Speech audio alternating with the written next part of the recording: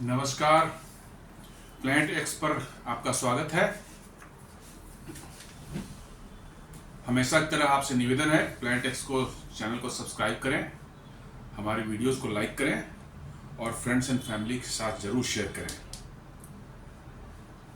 दोस्तों, अभी एक दिन 2 दिन पहले जो एक न्यूज आई थी कि भारत अपना खुद का मैरीटाइम इंश्योरेंस कंपनी स्टार्ट करने जा रही है। तो लगा कि ये कौन सी बड़ी चीज है, एक बिजनेस की बात है। मैरीटाइम इंश्योरेंस में होता है भारत की कोई कंपनी जो है शुरू कर दे ये काम। व्हीकल इंश्योरेंस होता है, हेल्थ इंश्योरेंस होता है, बहुत तरह के इंश्योरेंस भारत में ऑलरेडी बड़ी बड़ी कंपनियां जो करती हैं, लेकिन मैरीटाइम इंश्योरेंस कोई नहीं करता। मैरीटाइम इंश्योरेंस जो है, जिसमें शिप्स, बड़े बड़े ऑयल टैंकर्स, कंटेनर्स, दुनिया में माल ढोने वाले जहाज जो है, इनका इंश्योरेंस करने का जो है, दुनिया में 3-4 ही ऐसी कंपनियां हैं जो कि लंदन में बैठी हुई हैं। उनकी मोनोपोली है शिप्स को इंश्योरेंस करने की, और अपनी मोनोपोली और जियोपॉलिटिक्स के हिसाब से उनकी मनमानी चलती है। या तो बहुत ह्यूज आपसे चार्ज करेंगे, या आपको मना ही कर देंगे कि नहीं, हम आपको इंश्योरेंस देंगे ही नहीं देंगे। 3-4 ही हैं, वही करते हैं धंधा, उनकी गुंडागर्दी चलती है। और वो बैठे हुए कहाँ, सिटी ऑफ लंदन के अंदर में। लंदन नहीं, लंदन के अंदर में एक और लंदन है जिसको सिटी ऑफ लंदन बोला जाता है। वो हार्डली 3-4 स्क्वायर किलोमीटर का मैंने एक एरिया है, जहां दुनिया के सारे बड़े से बड़े स्कैमस्टर, बड़े से बड़े फ्यूगिटिव, सारे सब वहीं पर जमा होते हैं, वहीं उनका अड्डा रहता है। और वहीं पर दुनिया की फाइनेंस की बड़ी बड़ी कंपनियां, मैरीटाइम इंश्योरेंस की कंपनियां, जो कि हर तरह के फाइनेंशियल गुंडागर्दी दुनिया में करती हैं और पैसे कमाती, इनका वहीं सिटी ऑफ लंदन उसको बोलते हैं। वो लंदन सिटी का पार्ट नहीं है, वो एक अलग सिटी लंदन के अंडर में ही है।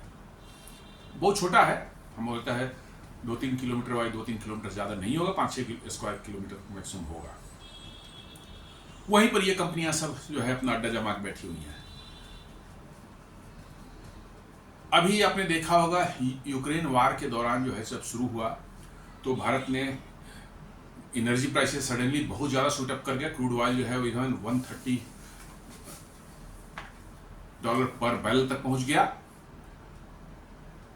बड़ी परेशानी भारत को आने वाली थी। तभी रशिया पर जो सैंक्शन लगे थे इस वार के दौरान, जो है रशिया ने अनाउंस कर दिया कि हम डिस्काउंट पर ऑयल देंगे भारत को। और भारत ने जो है बड़े पैमाने पर डिस्काउंटेड ऑयल रशिया से खरीदना शुरू किया।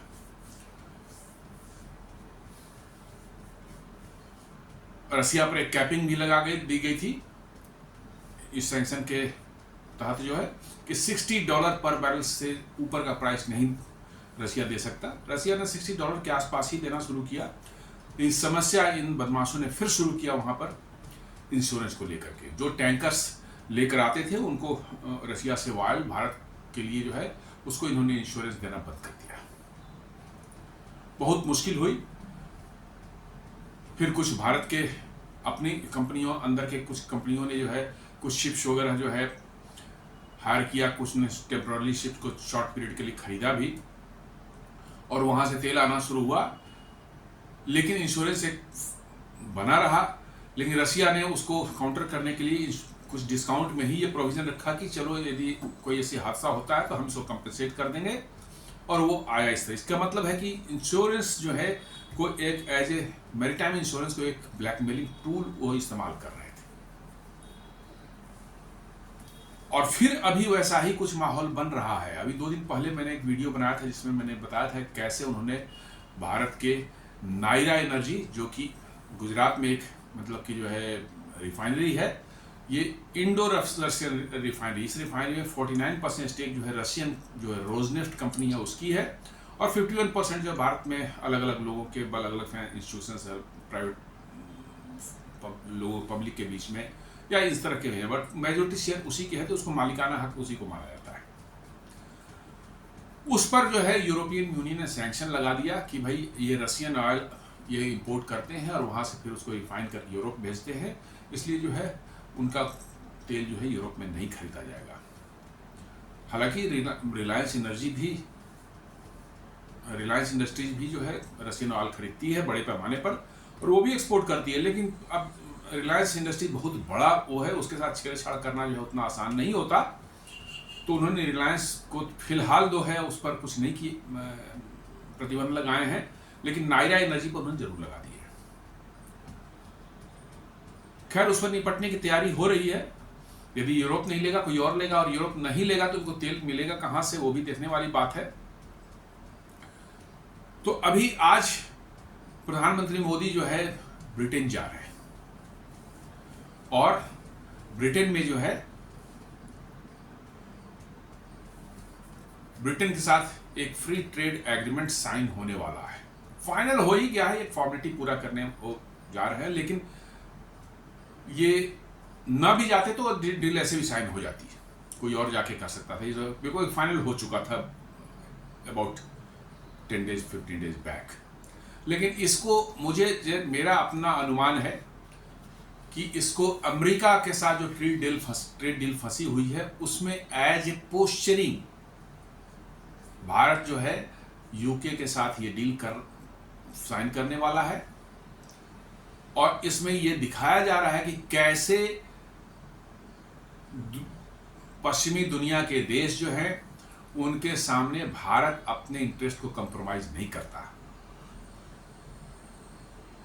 इस डील में जो कि लंदन के बड़े बड़े यूके के बड़े बड़े मतलब कि जो है मीडिया हाउसेज और न्यूज़पेपर्स ने साफ कह रहे हैं कि ये डील भारत के पक्ष में है।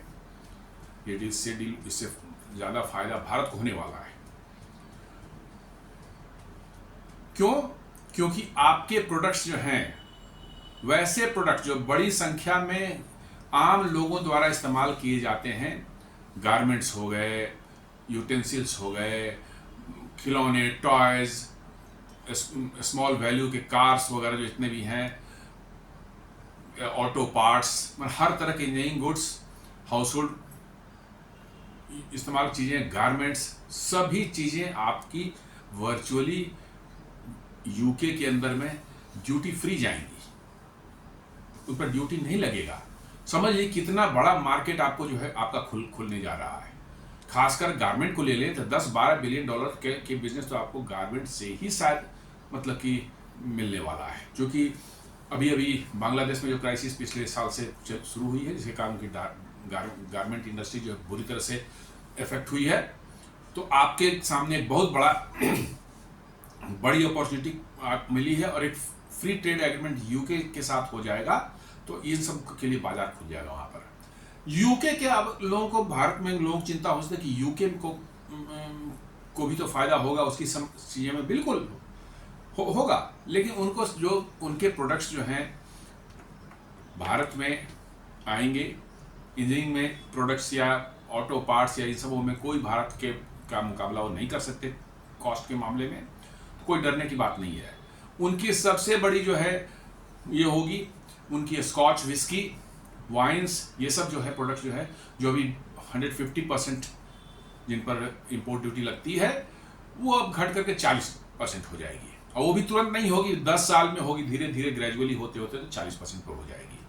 तो हो सकता है कुछ लोग भारत में, कुछ लोग जो है जो शराब के शौकीन लोग हैं, उनको इससे बड़ी खुशी होगी कि उन बड़े बड़े ब्रांड्स के जो है शराब की जो है वो सस्ते मिलेंगे भारत में।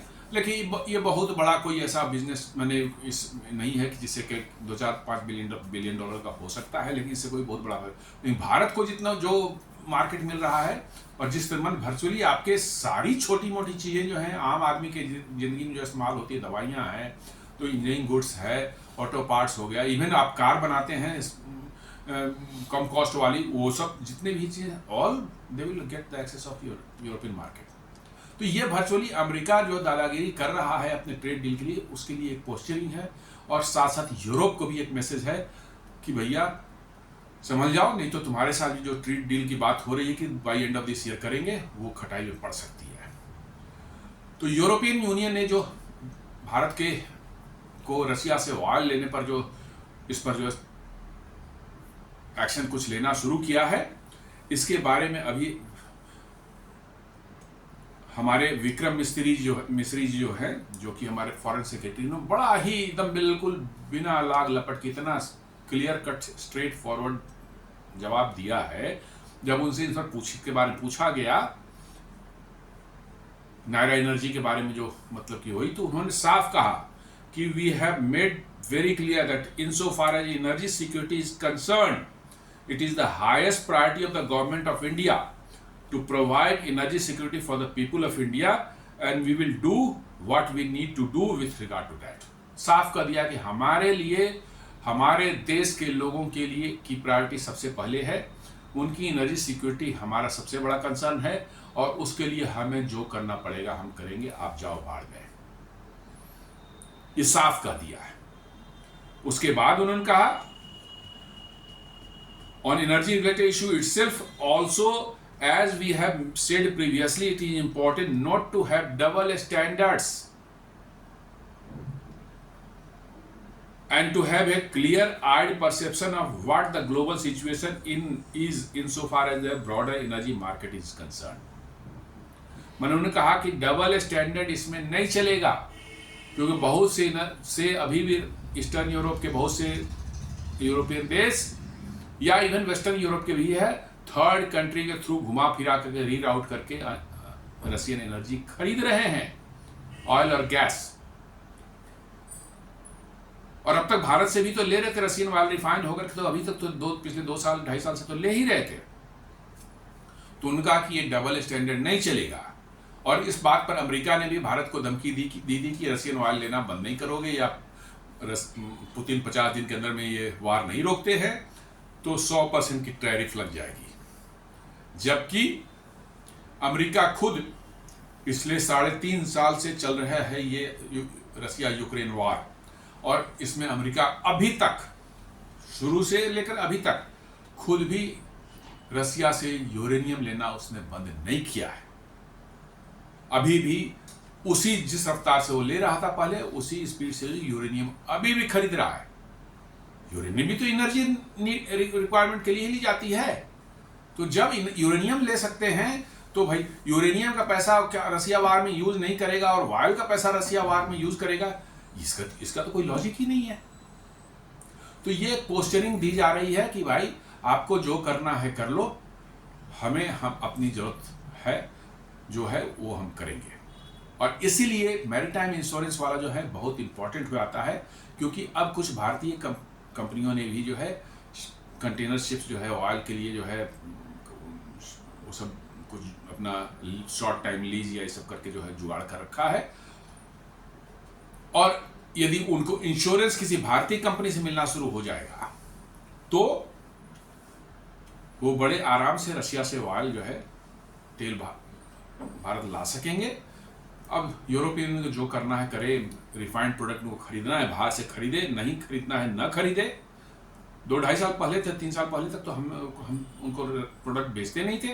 वो तो इस यूक्रेन वार के बाद जो है ये उनकी खुद की एनर्जी क्राइसिस हुई तो उन्होंने भारत की ओर रुख किया था। तो दोस्तों ये बड़ा ही एक वो चल रहा है। और इस बार भारत ने जो स्टैंड लिया है एनर्जी के मामले में, इवन अमेरिका को भी आंखें दिखा दी है और यूरोपियन को तो साफ साफ कर दिया है कि आप जाओ भाड़ में, जो मुझे करना होगा मैं करूंगा। और ये इसलिए जो है आपका मैरीटाइम जो इंश्योरेंस जो है एक बहुत मेजर रोल प्ले करने जा रहा है।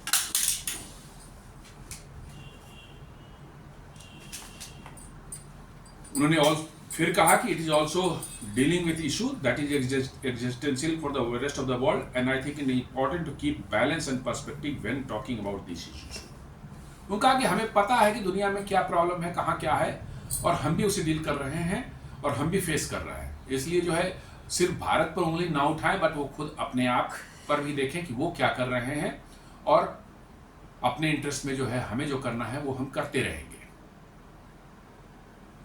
तो ये बड़ा इंटरेस्टिंग टाइम है। अब मुझे लग रहा है कि ये क्लियर कट जो, और एक और न्यूज आई कि जब सैंक्शन उन्होंने नायरा एनर्जी परसों अनाउंस किया था और भारत ने इस पर बड़े कड़े शब्दों में उसको बता दिया था कि आपको जो करना है कर लो, हम तो ये करेंगे।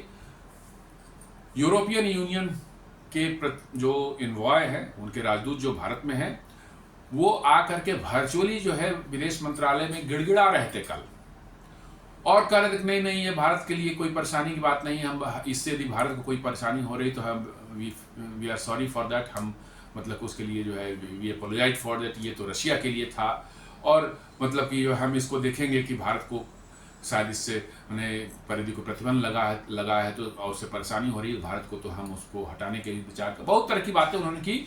ये वर्चुअली गिड़गिड़ाने वाली बात थी, क्योंकि यदि ऐसा ये जारी रहा तो उनका फ्री ट्रेड एग्रीमेंट जो है, जो दिसंबर में भारत ने कहा है कि हो सकता है यदि सब कुछ ठीक ठाक रहा तो दिसंबर में कर लेंगे, वो भारत कहेगा कि हमें नहीं करना है। और ये फ्री ट्रेड एग्रीमेंट नहीं हुआ तो यूरोप का बाजार जो अभी ऑलरेडी जो है गर्त में जा रहा है, उनकी इकोनॉमी नीचे जा रही है, क्योंकि सारे दुनिया को जो भारत के लिए का जो है 140 करोड़ लोगों का एक कंज्यूमर मार्केट देखता है। इसलिए वो यदि इस पर बहुत टफ अप्रोच लेंगे तो लेने के देने पड़ सकते हैं यूरोप को। उनका फ्री ट्रेड एग्रीमेंट नहीं होगा तो नहीं होगा, जैसे यूके के साथ अभी हो रहा है, जो प्रधानमंत्री जा रहे हैं करने के लिए। यूके को साफ टर्म में कह दिया गया है कि खालिस्तानी टेररिज्म टेररिस्ट जो आपके यहाँ बैठ कर उत्पात मचाते रहते हैं, ये टॉलरेबल नहीं है, आपको इस पर नियंत्रण करना पड़ेगा। और इसलिए यूके में भी जो है उनकी धरपकड़, उनके शिकंजा कसना उन पर शुरू हुआ है। तो ये जियोपॉलिटिक्स में जो है भारत का बढ़ता रुतबा जो है ये दिखा रहा है कि आगे आने वाले समय में जो है अमेरिका से या यूरोप से कोई डरने की जरूरत नहीं है। वंस आपकी इकोनॉमी ऐसी हो जाती है कि भाई वो रहे ना रहे, उनसे डील हो ना हो कोई फर्क नहीं पड़ता, आप अपने रास्ते चल सकते हैं बड़े आराम से। तो भारत अब आज उसी स्थिति में आप आ गए हैं, चौथे नंबर की इकोनॉमी आप बन चुके हैं और बहुत जल्दी पांचवें ही बनने की संभावना है, तीसरा बनने की संभावना है। तो अब दुनिया आपकी बातों को नजरअंदाज नहीं कर सकती। कनाडा ने देखा था 2 साल पहले किस तरह का नाटक किया था भारत को लेकर, वो हरदीप सिंह निज्जर के मर्डर के मामले में जो है, अब वही कनाडा भारत साथ मिमिया रहा है और हर तरह के डील करने को तैयार है। भारत ने साफ कर दिया था कि कोई एफटीए डील तुम्हारे साथ नहीं होगी, जबकि 5 साल से वो बातें कर रहा था, बोला नहीं हो सकती इसमें जो है। अब उनके नए प्रधानमंत्री बदले हैं तो बड़े गुड़ी बातें भारत के लिए कर रहे हैं। तो अब आपको मैंने कहा कि आपकी बातें जो हैं, आपका जो इंटरेस्ट है उसको दुनिया नज़रअंदाज नहीं कर सकती।